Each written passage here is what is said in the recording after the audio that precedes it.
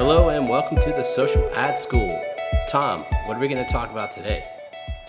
Hey Tim, yeah, we got a great episode. So, every freelancer, every business owner who writes their own copy, we all have the same feeling. Like you feel like your ads aren't going to work. You feel like you can't get any copy to produce results, and we all kind of have to deal with that imposter syndrome. So what I've put together and what I think will really help, anyone watching this is just a simple checklist that you can go through that is really going to act as a copy chief looking over your shoulder. And today, we're just going to get into the prep of your Facebook ad. So this is everything you need to do before you even start typing. Yeah, this is what I've put together from courses, from trial and error, and really just figuring out what works for me and, pretty much the simplest way to get an ad working. So, all right, number one is you got to know your offer.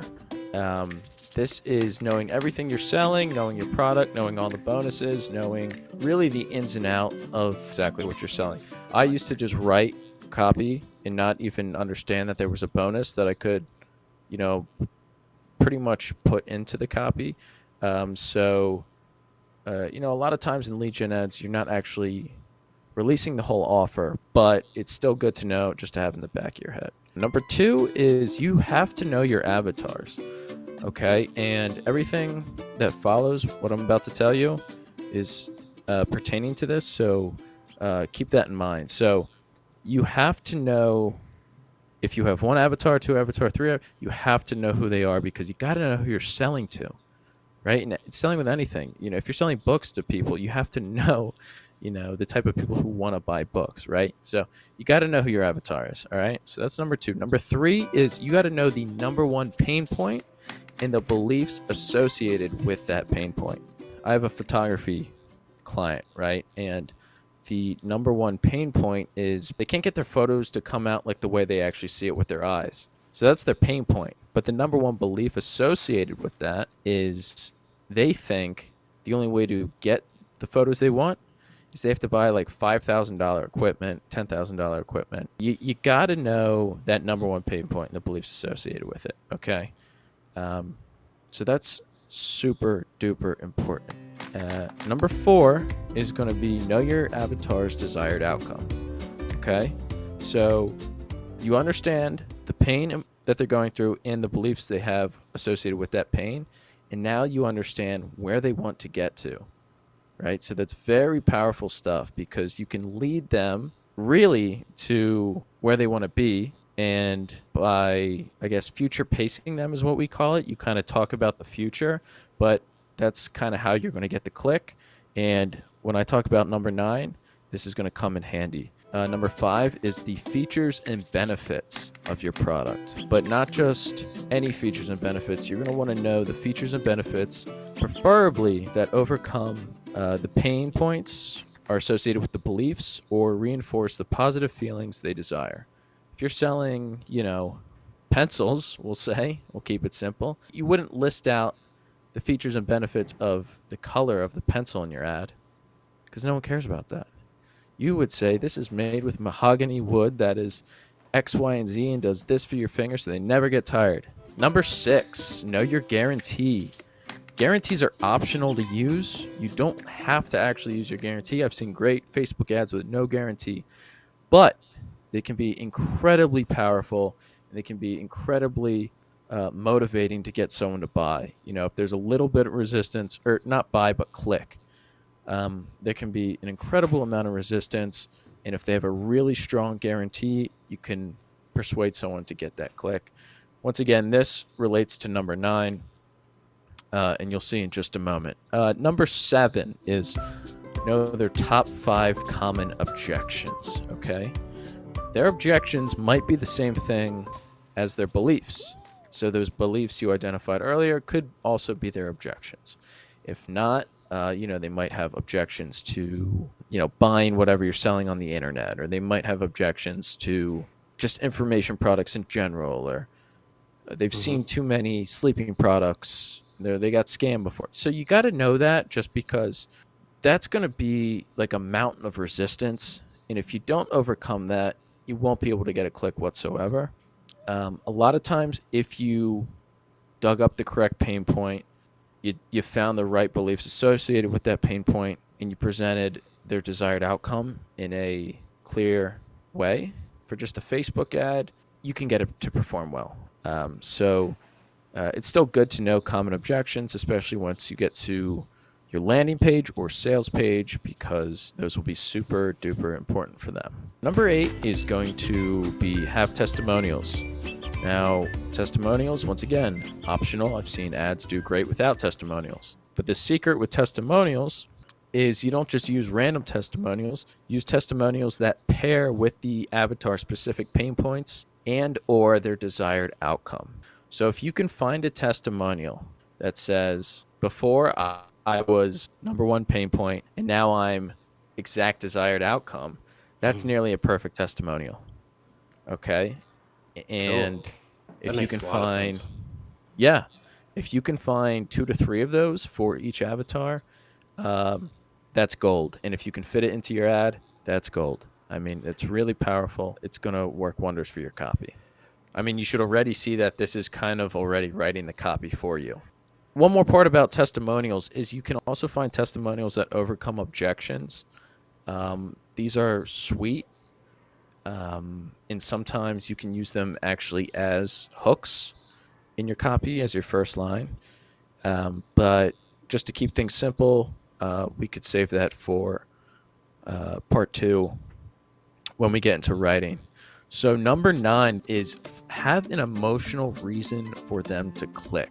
They need a reason to click, because if you just say click here, or you just go from, words like testimonials to click here, it's kind of abrupt, and it's like, Yeah, it's it's not it's everybody sincere. says that too. I mean, everybody says click here, learn more. We're Yeah, kind of it's like programmed to be like, what? click Old school. here to find, yeah, you should be like, click here to find your desired outcome, which click here to make, $100 in less than 10 hours, or in less than 1 hour right now. And so you don't have to have the exact call to action. You don't have to know how you're ending it, but just know their desired outcome and how you're going to, word it in an emotional way so they can click. Okay. And back when I was talking about the guarantees can create desire. So this can be a great way to get someone emotional and get them to click, because if your guarantee is super duper strong, like, this is going to be like, if this isn't the course that changes your life, if this isn't the course that gets you back on track and doesn't save you from whatever, peril you're in, write me and I'll give you twice the money you paid for this thing, and I'll do it immediately. And I'll send you a video where I'm apologizing, right? That's my guarantee to you. Click here. Like, that's a pretty emotional reason to click. And that's really, really powerful stuff. And that's what's going to separate your ad from every other ad, right? Is you've hooked them in, you told them your story, and you really got them excited to click. Like, Yeah, that's really powerful stuff. you're appealing to them on a very human, natural level of experience. Like, you've experienced it, and you know what they're experiencing. You're going to help that relieve that pain, or cause them to Exactly. go to another level, so they experience happiness or joy or success, or it could even be a type of product where they feel better in their neighborhood. Like, they feel like they're Yeah. upping, they're better, they're upping up the Joneses, basically. I mean, 100%. Yeah. there's all sorts of psychological reasons and emotional reasons why people buy. So yeah, just being able to confirm that right at the very end is good. Yeah, and once they have that emotional reason to click, they're going to land on your landing page excited and energetic and ready to buy. Like, they want to read more, they want to watch Yeah, more. So you don't want them to be like, all right, I'll see what this is about. You want yeah, them to be like, yes, I want to see what this is about. Please show me more. So that's what you're going for. yep. And that's going to translate into more sales and higher performing ads.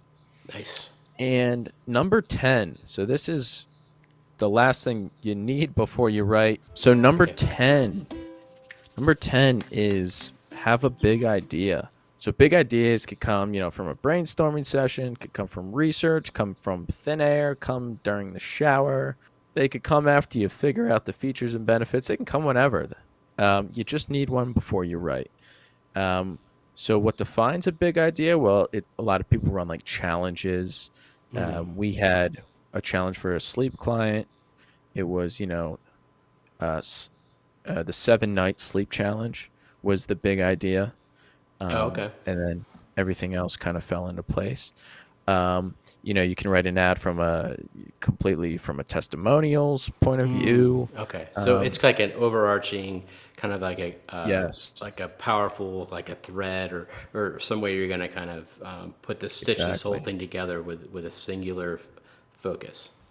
Yeah, Cool. exactly. It's an overall theme, and we should actually we'll do a full episode on big ideas for you guys, just Nice. to if you have any questions on them. Yeah, I dig But that. That'd be great. that's it for part one. We got part two, which is the actual writing part of it. Yeah. Um, so stick around for that. That's going to be super duper important as well. Yeah, and if you're new to this channel, please give us a like, give us a subscribe if you're finding this information super valuable. And we would love it if you have other things that you put on your own checklist. Put them in the comments below. That'd be sweet for us to have a conversation about that. Yeah, there's a lot to learn. Totally. Yep. All right. All right. See everybody on the next episode.